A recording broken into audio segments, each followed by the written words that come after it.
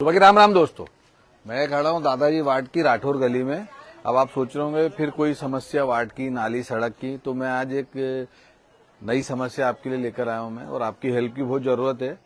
कि एक हमारा भाई है केशव, जो हेयर सैलून का काम करता है।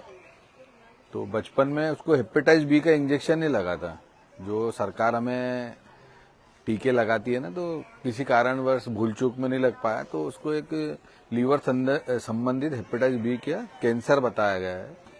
तो उस संदर्भ में आया हूँ कि उसकी मदद के लिए आया हूँ। और मैं इन चीजों में पड़ता नहीं कि आप किसी की मदद, लेकिन मानवता भी एक हमारा परम धर्म है।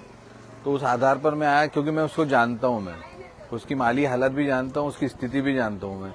तो इसलिए मैं आपको पहले रूबरू कराऊंगा, और उन्हीं सब भाइयों से जो अभी गणेश जी में पंडाल लगाएंगे, अगर आपसे चंदा हो जाता है ज्यादा, तो थोड़ी बहुत अगर आपके पंडाल मदद कर लेंगे तो ये भी धर्म का काम होगा, भगवान गणेश जी प्रसन्न होंगे।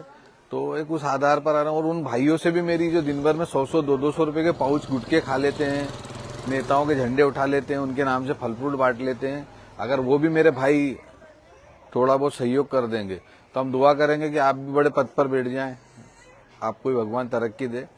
तो सबसे पहले मैं आपको रूबरू कराऊंगा।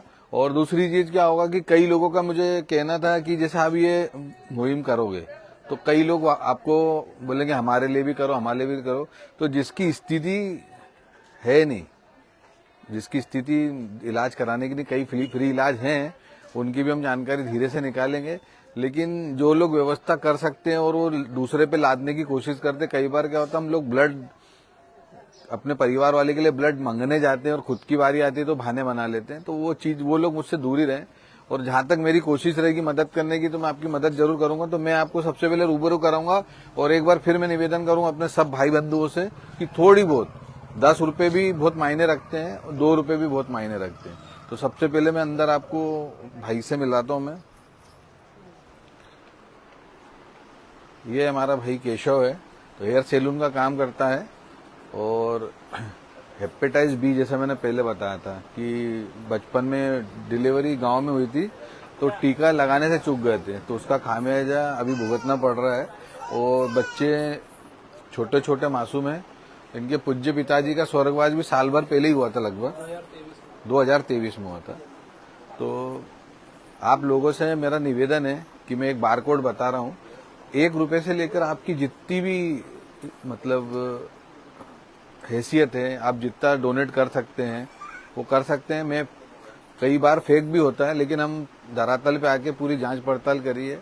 अभी इलाज थोड़ा स्टार्ट हुआ है। कई भाइयों ने हेल्प करी, कई भाइयों ने वीडियोस डाले इस क्षेत्र के। कल बहुत सारे बंधुओं ने डाले, हमारे शर्मा परिवार से भी धीरज ने भी डाला था।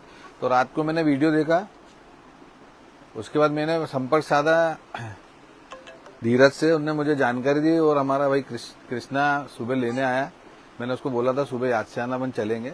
तो आपके सहयोग की अपेक्षा करके ये बारकोड स्कैन कर लीजिए।